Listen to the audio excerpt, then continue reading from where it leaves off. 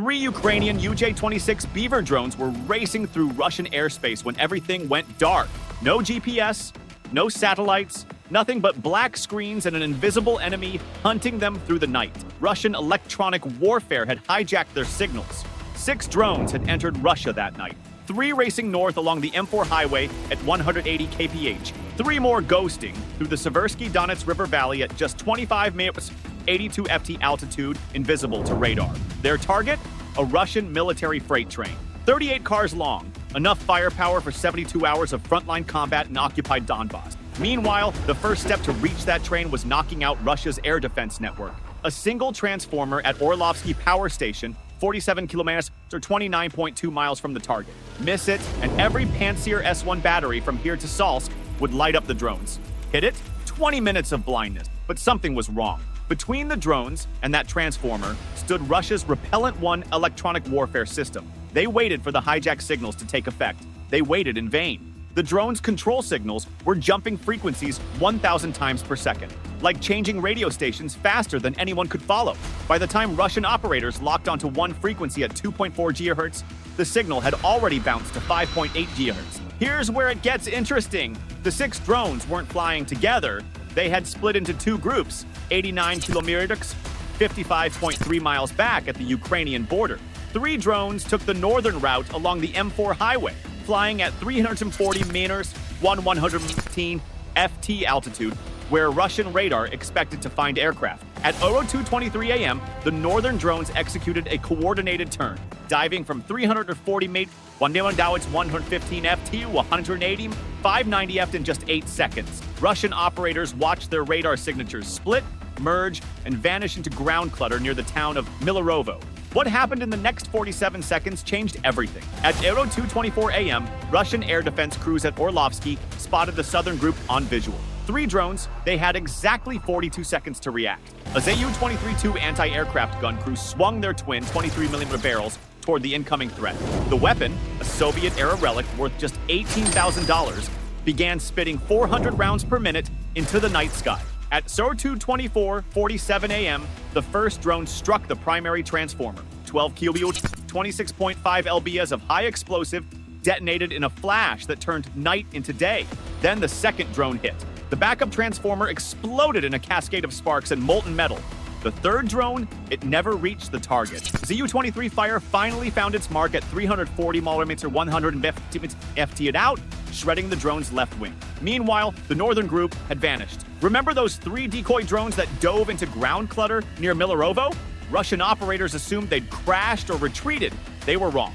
At 02:25 a.m., all 3 drones emerged from the Bystraya River Valley, 19 kilometers, 11.8 miles southwest of their last known position. They had been flying dark.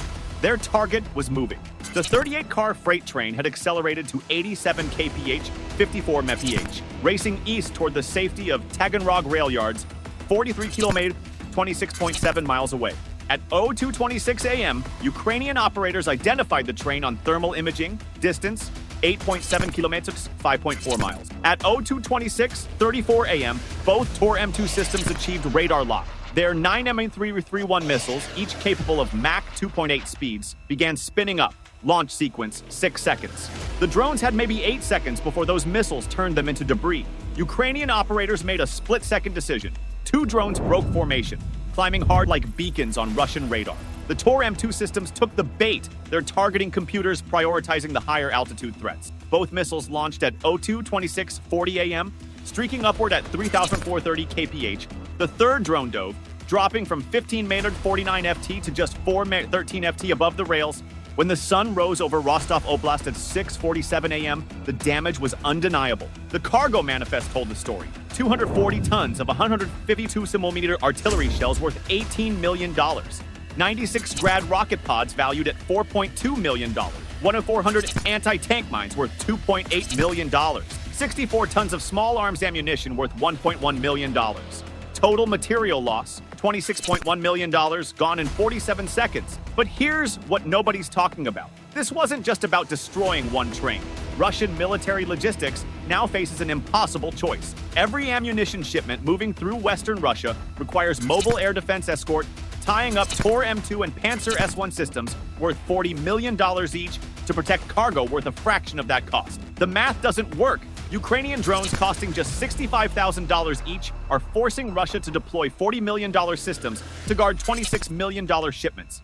And Russia has 526.3 miles of rail lines feeding the front. They can't protect them all. The Orlovsky raid proved something terrifying. In modern warfare, a $400,000 drone strike can paralyze a $66 million logistics network. The era of uncontested rear area operations is over. And this was just one night. The Orlovsky raid wasn't an isolated incident.